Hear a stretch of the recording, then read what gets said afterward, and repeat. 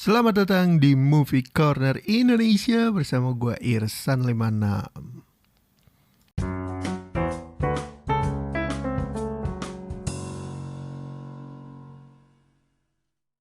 Yeay, masuk ke tanggal 17, episode 17 dari hashtag 30 hari bersuara. Tema hari ini adalah liburan atau holiday. Nah ini kalau ngomongin liburan sebenarnya gue agak bete ya, karena 2020 jadwal liburan saya gagal. Ya, tapi kita akan ngebahas rekomendasi film tentang liburan. Ada dua judul yang ingin gue rekomendasikan. Pertama ada Mr. Bean Holidays, kedua ada Eurotrip. Nah nanti dari tengah ke akhir mungkin gue akan bahas kebetean gue tentang 2020 dan liburan lah ya. Oke, langsung aja kita masuk ke pembahasan film liburan. Nah, ada dua judul tadi yang gue sebut di depan, Mr. Bean Holiday dan Eurotrip. Pertama gue akan bahas Mr. Bean Holiday. Mr. Bean Holiday ini adalah film atau movie dari seriesnya Mr. Bean. Film Mr. Bean Holiday dimulai ketika Mr. Bean lagi datang kayak ke sebuah undian jalan-jalan ke Prancis, tepatnya undian untuk jalan-jalan ke kota Cannes. Secara beruntung tentunya dia menang jalan-jalan ke Cannes, dapat 2000 euro ditambah sebuah handycam dari Sony. Nah karena ini pertama kalinya si Mr. Bean ke Prancis, tepatnya ke kota Paris, dia nyasar. Jadi harusnya dia dari Paris ke stasiun daerah Lyon gitu, tapi ternyata dia salah naik taksi dan akhirnya kesasar di daerah Anta Berantah di seputaran Prancis. Terus dengan skill sotoynya dia mencari jalan untuk ke stasiun Lyon dengan jalan kaki dan tentunya dengan gaya jenakanya Mr. Bean membuat kegaduhan dan kemacetan di seputaran kota Paris. Nah ketika dia sampai di stasiun Lyon, ternyata kereta yang dia incer udah berangkat. Terus karena dia lapar, dia akhirnya ke salah satu restoran seafood. Nah di restoran seafood ini ada beberapa adegan dari serial televisinya Mr. Bean yang diulang lagi dan tentunya masih tetap lucu. Nah setelah dia makan dari restoran seafood, dia mau berangkat ke Cannes naik kereta dari Lyon. Terus dengan pedenya dia meminta tolong seorang stranger di stasiun itu untuk mengambilkan video dia lagi naik kereta. Nah biasanya nih kejadian-kejadian kayak gini kalau di serial TV Mr. Bean tuh dia akan membawa kesialan ke orang yang dia mintain bantuan gitu. Dan bener aja kejadian, ternyata orang yang dimintain tolong itu akhirnya ketinggalan kereta dan di dalam kereta itu ada anak laki-lakinya. Karena merasa bersalah, Mr. Bean akhirnya mencoba menghibur si anak kecil dengan gaya dia yang aneh, tapi sepertinya kurang berhasil. Terus akhirnya dia menemani si anak kecil hingga akhirnya nanti ketemu bapaknya. Nah, perjalanan dari Mr. Bean nemenin si bocah ini sampai akhirnya ketemu bapaknya dan sampai akhirnya dia sampai di Cannes, itu adalah sebuah perjalanan panjang yang tentunya lucu dan sangat amat menghibur. Jadi itu rekomendasi film pertama gua, Mr. Bean, bisa langsung cek di video on demand kesukaan kalian. Akhir-akhir ini juga gua menonton Mr. Bean Holiday dari Netflix, jadi di Netflix dijamin ada ya. Kalian bisa langsung searching kalau mau nonton. Lanjut ke rekomendasi film kedua, ada Eurotrip. Eurotrip menceritakan tentang petualangan 4 sahabat dari Amerika yang pergi ke Eropa untuk sampai ke negara Jerman untuk menemui sahabat pena tokoh utama yang bernama Scotty, dan nama sahabat penanya ini Mike. Awalnya Scotty mengira Mike ini adalah seorang homo atau gay yang nyari inceran melalui surat menyurat. Tapi ternyata dia tersadarkan oleh salah satu teman baiknya bahwa nama sahabat penanya itu bukan Mike, melainkan Mike. Yang mana di Jerman itu Mike itu ibaratnya kalau nama kayak nama pasaran di Amerika. Mungkin kalau versi Indonesia nama pasaran yang untuk perempuan itu ada Putri ya. Gue nggak tahu ada berapa banyak Putri. Atau Dina. Iya gak sih? Dina termasuk pasaran lah ya. Karena dia ada di buku bahasa Indonesia men. Putri, Dina, Ani. No, zaman dulu Ani. Anyway, karena Scotty ingin menyampaikan klarifikasi dan meminta maaf secara langsung, akhirnya dia bela-belain pas lagi liburan panjang bersama teman-temannya untuk berangkat ke Eropa. Nah, kota-kota yang dikunjungi oleh Scotty dan teman-temannya selama Eurotrip, beberapa mungkin bisa gue sebutin ada London, Paris, Amsterdam, Bratislava, Berlin, dan Roma. Gokil gak lo? Film ini kalau kita kasih rating kayaknya harusnya masuk ke 17+. Tapi mereka ini pemerannya masih teenager gitu. Jadi pertama awalnya gue pikir paling PG-13 gitu ya kan. Ternyata 17+ karena banyak adegan dan humor-humor dewasa yang mungkin gak dimengerti anak-anak yang adults di bawah 17 tahun gitu ya. Terus kelakuan mereka ini lucu-lucu banget. Tiap scene di kotanya juga bagus-bagus. Terus di setiap kota yang mereka kunjungi juga ada cerita masing-masing. Ada yang kehilangan keperjakaannya lah, ada yang ikut BDSM lah, ada yang digangguin sama cowok lah selama di kereta gitu-gitu. Dan dia punya signature scene ya. Salah satunya itu yang waktu digangguin cowok, si cowoknya selalu bilang Miss Cusi. Itu kalau gak salah bahasa Itali dari excuse me atau I'm sorry. Jadi kayak tiap kali dia melakukan kesalahan dia selalu bilang gitu, Miss Cusi. Nah gue berpikir kayak ini excuse me. Tapi bisa juga excuse me itu kadang diganti konteksnya jadi permohonan maaf yang buru-buru. Kayak sorry, kayak excuse me, ya udahlah. Kayak gitulah.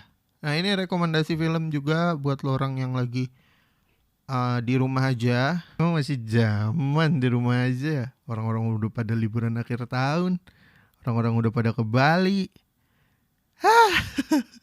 Anyway, ya pokoknya ini rekomendasi film tentang liburan versi Movie Corner Indonesia.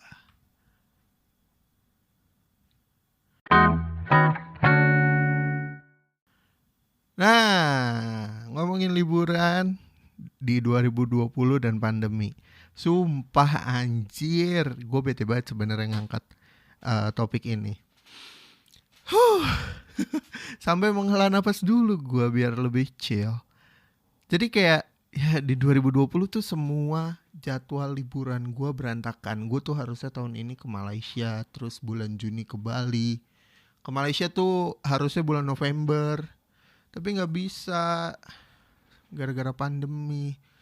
Fuck lah COVID, asli bete banget. Semua rencana dari yang seneng-seneng, dari yang rencana antara hidup dan mati gue yang berhubungan dengan pekerjaan pun semua ditunda bener-bener ke 2021. Ya hopefully ya gue bisa ke Bali di 2021 karena gue baru sekali ke Bali dan itu pun transit. Jadi masa umur gue udah 25 tahun belum pernah jalan-jalan di Bali, belum pernah liburan ke Bali. Gila kali. Malah jadi curhat gue anjing. Nah ngomongin liburan, gue punya teman. Dia ini warga dunia lah. Berapa kali pindah-pindah negara dalam 1 tahun tuh menetap di Indonesia paling 1-2 bulan. Padahal paspornya dia paspor Indonesia tapi dia keliling mulu. Nah dia keliling-keliling negara Asia dan Eropa bukan karena dia orang kaya banget, tapi dia bekerja. Dia ini tuh kalau gue nyebutnya sebagai travel leader. Mungkin gue kasih tahu code name-nya dia ini Miss Parcel atau Miss Parcel karena dia suka ngasih parcel-parcel dari luar negeri atau jasa titip ke orang-orang yang tinggal di Indonesia. Nah, pekerjaannya dia ini sebenarnya adalah memimpin tur atau menyiapkan tur untuk para orang kaya. Jadi misalkan nih lo punya duit, lo orang kaya lah katakan. Terus lo kenal nih sama dia. Lo tinggal nanya, "Bu, Kak, Ma, atau siapapun panggilan kesayangan lo ke dia. Gue mau ke Jepang.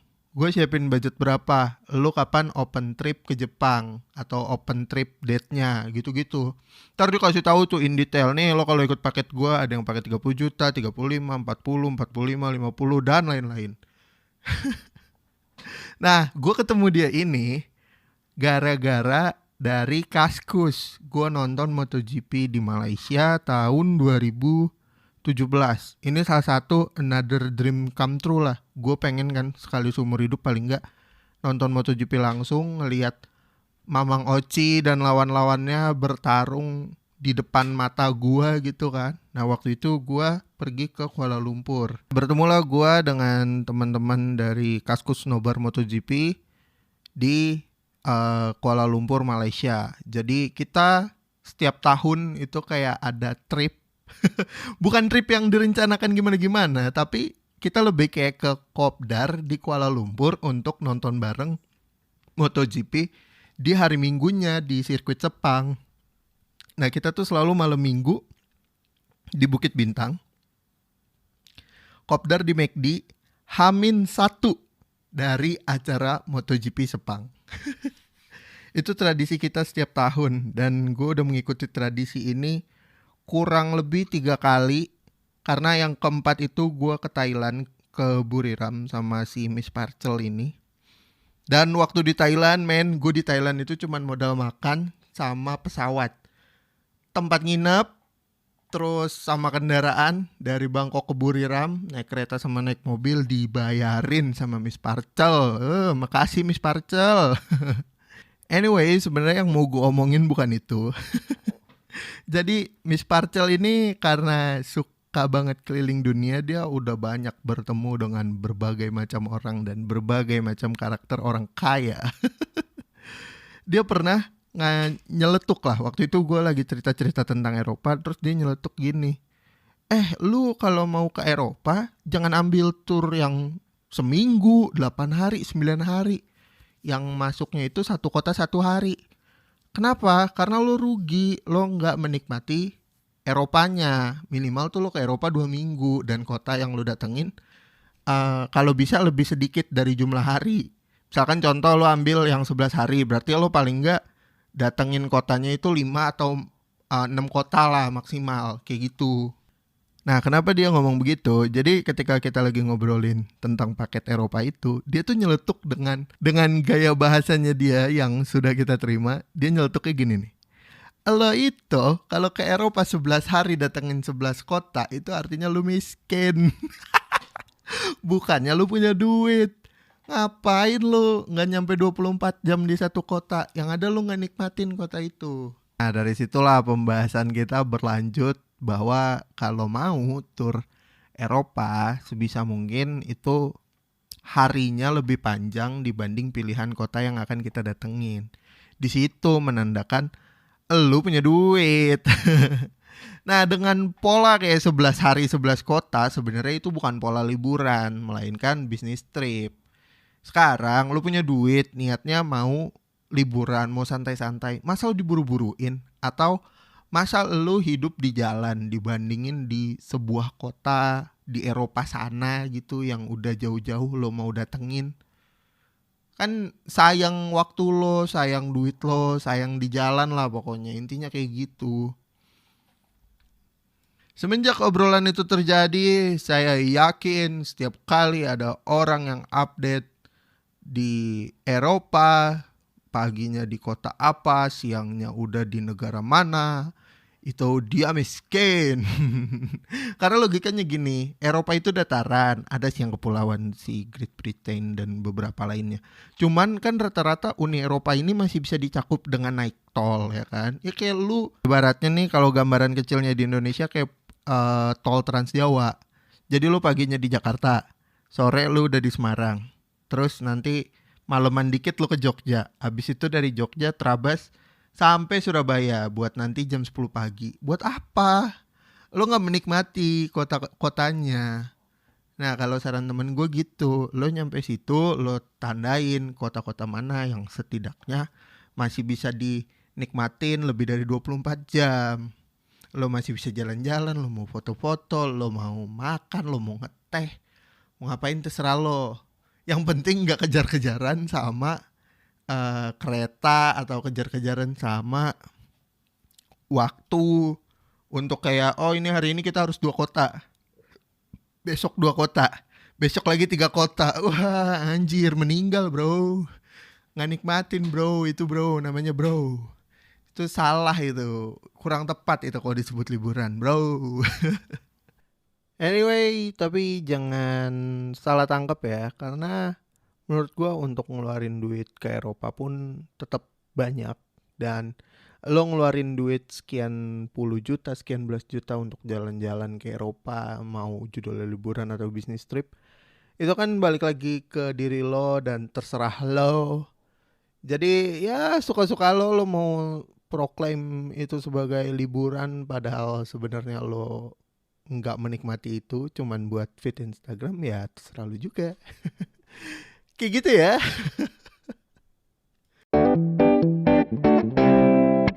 Terima kasih buat yang udah dengerin sampai ke fase ini. Terus jangan lupa untuk dengerin konten 30 hari bersuara dari podcaster-podcaster lainnya di hashtag 30 hari bersuara.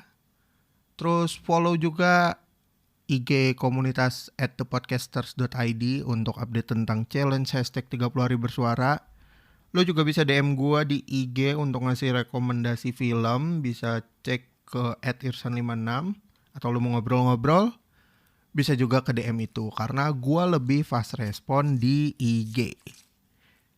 So, itu aja mungkin untuk bahasan kita di episode kali ini.